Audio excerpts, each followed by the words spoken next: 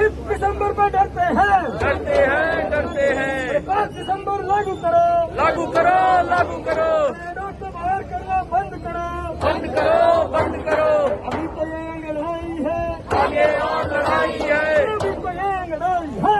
मैं श्यामलाल कॉलेज में assistant professor हूं और डूटा एग्जीक्यूटिव का मेंबर हूं। डॉक्टर अमित सिंह। राष्ट्र निर्माण की जहां तक बात है, अगर उसको शिक्षा के क्षेत्र में अगर जोड़कर देखा जाए या किसी भी क्षेत्र में जोड़कर देखा जाए तो राष्ट्र निर्माण तभी हो सकता है जब चीज़ों में स्थिरीकरण हो, स्थायीकरण हो। जब कॉन्ट्रैक्ट पर चीज़ें होंगी, जब ठेकेदारी पर चीज़ें होंगी तो राष्ट्र के निर्माण में कहीं ना कहीं एक बाधा पहुंचती है। नेशनल एजुकेशन पॉलिसी पर यूजीसी के माध्यम से सरकार ने बहुत सारी वो मांगी गई हैं कि भाई सुझाव क्या हैं, और वहाँ से एक आंकड़ा दिया गया कि 2 लाख सुझाव आए हैं। लेकिन सुझाव क्या करेंगे, जब आप सुझाव को इम्प्लीमेंट करेंगे तो बात वहाँ बनती है।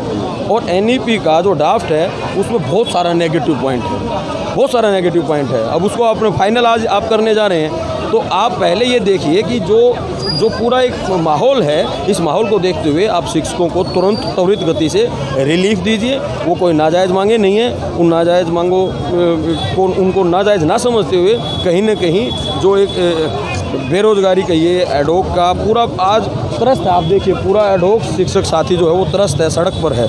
इससे ज़्यादा शर्म की क्या बात होगी। देखिए मेमोरेंडम ऑफ अंडरस्टैंडिंग का सीधा सा ये है कि आप हेफा से लोन लीजिए और अपनी व्यवस्था को आगे बढ़ाइए, ठीक है। और थ्रेट किया गया कि भाई आप नहीं लेंगे तो आपका फंड जो है वो काट दिया जाएगा, अनुदान आपका काट दिया जाएगा। तभी ये साइन हुआ है। मैंने पहले भी कहा आपको कि हमारे इसी मेंबर ने उस पर डिसेंट दिया और अपनी आपत्ति दर्ज की। हम आपत्ति दर्ज कर रहे हैं, बराबर कर रहे हैं, लेकिन उन आपत्तियों का निराकरण न करते हुए, सरकार उनकी सुनवाई न करते हुए कहीं न कहीं एक सोची समझी साजिश कहिए या जो भी कहिए उसको थोपती चली जा रही है। अगर ये ऐसा ही रहा तो आने वाले समय में स्थितियाँ और ज़्यादा ख़राब होंगी। आप खुद समझ जाइए कि ये कौन सी नीति है। ये तो शिकार करने वाली नीति है कि आप इनसिक्योर ही रखिएगा, त्रस्त ही रखिएगा, भयभीत ही रखिएगा लोगों को और उनसे बेहतर परफॉर्मेंस की आप उम्मीद कीजिएगा। तो ये तो और भी गलत नीति है। ये कौन सी नीति है? तो ये सिर्फ नीति कह देने से काम नहीं चलता है। आप ये देखिए कि दिल्ली यूनिवर्सिटी में 3000 से ज़्यादा शिक्षक जिनकी प्रोन्नति पूरी तरह से बंद बस्ते में पड़ी हुई है और 4500 शिक्षक जो है वो सालों से 10-10 साल से 15-15 साल से, और हर बार हमारा जो भी लामबंदी होती है इन्हीं मुद्दों पर होती है। दिल्ली यूनिवर्सिटी का जो एडहॉक टीचर है वो एक स्थिति में त्रस्त महसूस कर रहा है। त्रस्त इस रूप में महसूस कर रहा है कि हर समय एक अनिश्चितता की तलवार उसके ऊपर लटकी हुई है।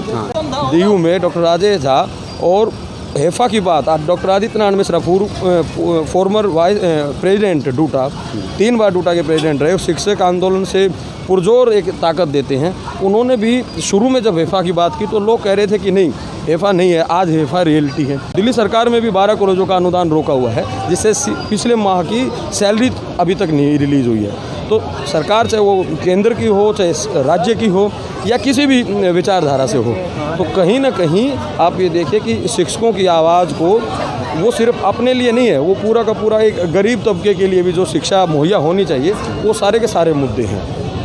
तो पहले जो स्क्रीनिंग पॉइंट था हमारा डीयू में, आप बात देखिए तो वहाँ पर 16 था और इस समय टीचिंग एक्सपीरियंस को जो 20 मार्क्स थे वो 10 कर दिए हैं। जो टीचिंग एक्सपीरियंस था वो पहले 1 साल के 4 अंक थे और 5 साल का काउंट होता था तो 20 अंक मिलते थे। अब 5 साल का ही होगा लेकिन 1 साल के 2 अंक कर दिए, तो 10 से ज़्यादा अंक उसमें अब नहीं है। तो स्क्रीनिंग बड़ा डेंजरस है। बहुत सारे लोगों को पीएचडी का जो है वो 30 मार्क्स कर दिया। जो लोग पीएचडी नहीं है वो लोग कहाँ जाएंगे? या जिनका टीचिंग एक्सपीरियंस नहीं है, आप 5 साल से ज़्यादा काउंट कर नहीं रहे तो 10 मार्क्स हैं। आपने 80 अबोव को रैंक कर दिया, बीए में भी एमए में भी। कौन कहाँ से आएंगे वो लोग? कहाँ बैठे हैं वो लोग? डीयू में 80% किसका है? आप ये सोचिए ज़रा। और एडहॉक जो हैं डीयू की ये जो एक समस्या है, ये कहीं ना कहीं आप इसको बाहर करने की एक साजिश है 4500 टीचर्स को, जो बर्दाश्त करने लायक स्थिति नहीं। हम इसे बर्दाश्त नहीं करेंगे। गेस्ट का प्रचलन आ गया है तो पेइंग गेस्ट हम इसे अलो नहीं करते हैं। पेइंग गेस्ट नहीं चलेगा। एडहॉक टीचर जो है वो परमानेंट हो, उन सब का एब्जॉर्प्शन हो, उन सबको एब्जॉर्ब किया जाए। देखिए ईडब्ल्यूएस का आप जानते पूरे राष्ट्र में ईडब्ल्यूएस का कोटा लागू किया गया है, हर स्तर पर किया गया है, यहाँ पर भी होगा। लेकिन उसके लिए जो मुहैया होनी चाहिए सीटें, उसके एवज में जो मुहैया होना चाहिए वर्कलोड, वो तो नहीं दिया है।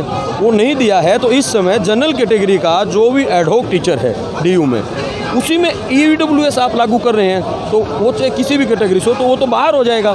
तो उसका क्या कसूर था जो 10 साल से पढ़ा रहा था? आप EWS लागू करके क्रेडिट लेना चाहते लीजिए, नो, उसमें हमें कोई मतलब नहीं है, ठीक, आप लीजिए क्रेडिट, लेकिन उसके एवज में आप उसकी एवज में जितना भी जो पोजीशन बनती है वो पोजीशन तो अलॉट कीजिए, वो ट्रेंच तो दीजिए।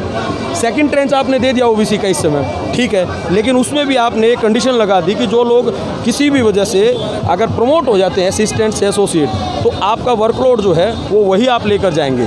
जो 16 का है 16 का है वो 16 का 16 ही रहेगा, जबकि वो 14 हो जाना चाहिए एसोसिएट प्रोफेसर पर। तो जो 2 लेक्चर कम होने चाहिए वो 2 लेक्चर भी कम नहीं हो रहे हैं।